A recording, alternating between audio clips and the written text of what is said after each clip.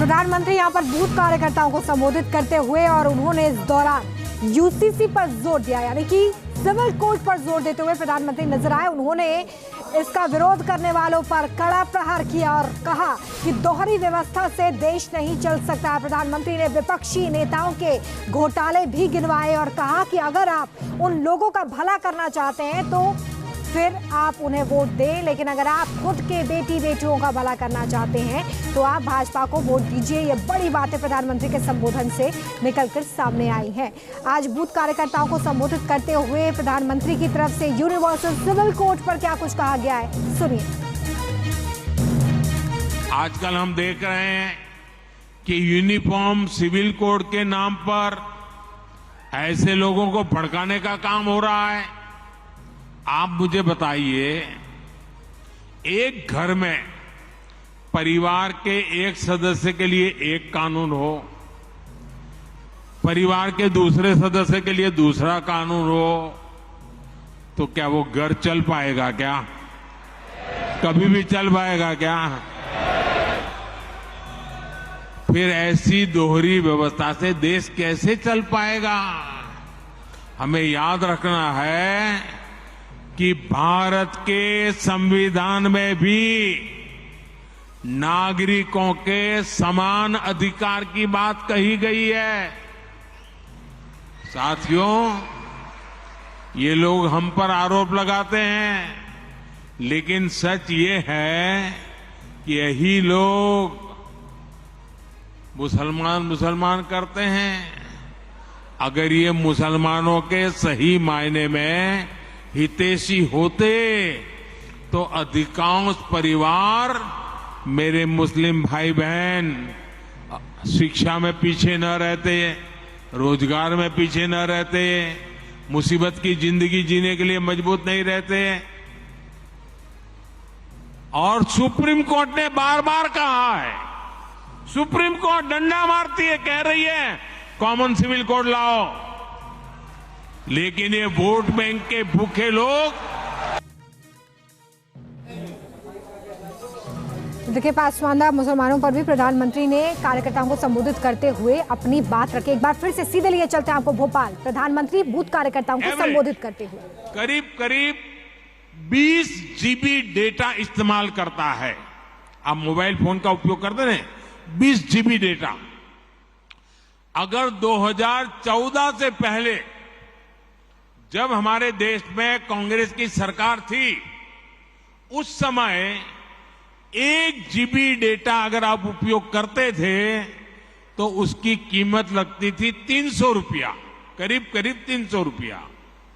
उस हिसाब से अगर आज आप देखते तो आपका मोबाइल का बिल हर महीने कम से कम 6,000 रुपया महीने आता। अगर 2014 वाली कांग्रेस की सरकार के हिसाब से देखें तो आज मोबाइल का फोन एवरेज आपका 6,000 रुपया आता। लेकिन भाजपा सरकार ने डेटा को गरीब के लिए बिल्कुल सस्ता कर दिया है। इसलिए अब आपका मोबाइल 20 जीबी डेटा के लिए उसको कितना देना पड़ता है? मुश्किल से 200-300 रुपया देना पड़ता है। मतलब कि आपका करीब 5,000 रुपया हर महीने बच रहा है। जिसके भी पास मोबाइल है, करीब 5,000 रुपया बच रहा है।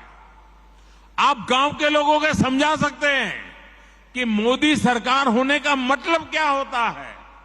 एक और उदाहरण देता हूं मैं आपको, एलईडी बल्ब का। जब कांग्रेस के समय के ये जो लट्टू होते हैं ना, ये एलईडी बल्ब 300-400 रुपये में बिकता था। 300-400 रुपया। आज बीजेपी सरकार में एलईडी बल्ब की कीमत हो गई 50-60 रुपया। कहां 300-400 और कहां 50-60। और बीते वर्षों में जो करीब 40 करोड़ सस्ते एलईडी बल्ब दिए गए, उसकी वजह से गरीब और मध्यम वर्ग का हर साल जो बिजली का बिल था वो करीब 20,000 करोड़ रुपया कम हुआ है। ये 20,000 करोड़ रुपया लोगों के जेब में कहीं न कहीं बचा है। किसी का 100, किसी का 200, किसी का 500।